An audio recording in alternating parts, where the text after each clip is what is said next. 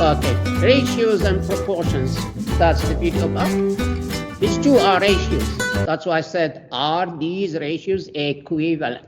The question is, are these two ratios equivalent? So you know what is a ratio?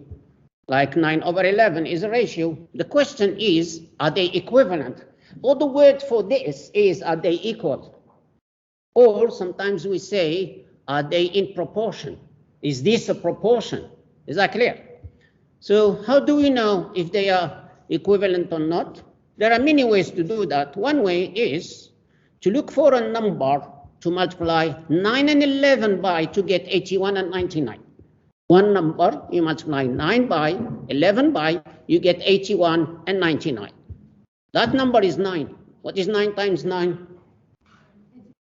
Okay, what is 9 times 11?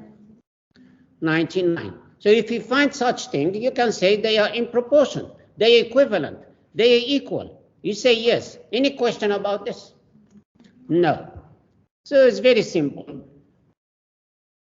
Okay, let's see another example using, this is not a question. Are these ratios equivalent? Can you tell me if they are yes, equivalent or not? Look at them. 4/3, 6/8.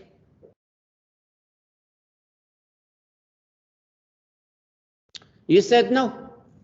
Okay, let's see. So in this case, I'm going to use what we call cross-multiply method. You have seen this cross-multiply method, okay? This is another way to check if two ratios are in proportion, are equivalent, are equal. So what do? You cross-multiply. How do we cross-multiply? We can multiply the 4 by the 8 and the 6 by the 3, and we compare. If they're equal, we say they're in proportion. 4 times 8 is what? 32. 3 times 6. What is 3 times 6? 18. So this cross multiply tells us that these two multiplications are not equal. 18 is not equal to 32. That means no. Those ratios are not in proportion. Does it make sense for you? Very simple. So you have many ways to prove that two ratios are in proportion, are equivalent, okay? But the best way is what? What do you think is the best way? Which one you prefer? Looking for a number that you multiply both of them by to get the other one, or doing the cross multiply?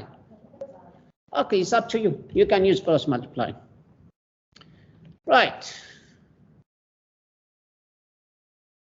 So, solving proportions. Now we start solving equations, and this is our target actually. All right, we're going to learn how to solve proportions. For example, this equation. Solve this equation. As you can see, you have a proportion. All right, two ratios that are equivalent. What I'm going to use, cross multiply, because they're in proportion, so they verify the cross multiply. 5 times 6 equals 10 times x minus 3. And that's it. This is your equation. After you put this equation, just simplify and solve. You're not with proportion anymore. You are with a linear equation. All right? So what you need to do is multiply over the 10. Can you see? 10 times x is 10x. 10 times negative 3 is negative 30. And multiply 6 by 5. You get what? 30. And then, what do you think is the next step? Move negative 30. Yes, by adding 30 to each side. Okay? If you add 30 to each side, you can 10x equals 60. What's the next step? Divide. By what? By 10. X equals 6. As you can see, this lesson contains all the lessons before. All the lessons you have seen before are here, apart from absolute value equation is not here. One more example. That's it. What do you think we're going to do? Cross multiply. Which one we multiply by 7? 36. Which one we multiply by x plus 9? 21. Well done, Ahsantu. If you know this, you're done. We are done with this lesson. That's all. Solution using cross multiply. You do the cross multiply. As you can see, it's in front of you. 7 times 36 equal 21 times x plus 9. And you solve this equation. I think we have to divide by 21. Now I'll show you another method to solve. Instead of expanding, I divide by 21. And I cancel the 21. And I simplify 7 by 21 is 3. And 36 by 3. 36 by 3 divided by 3, 12. So you get 12 equals x plus 9 because you cancel 21. All right? So you get 12 equals x plus 9. And then what is the next step? Minus what?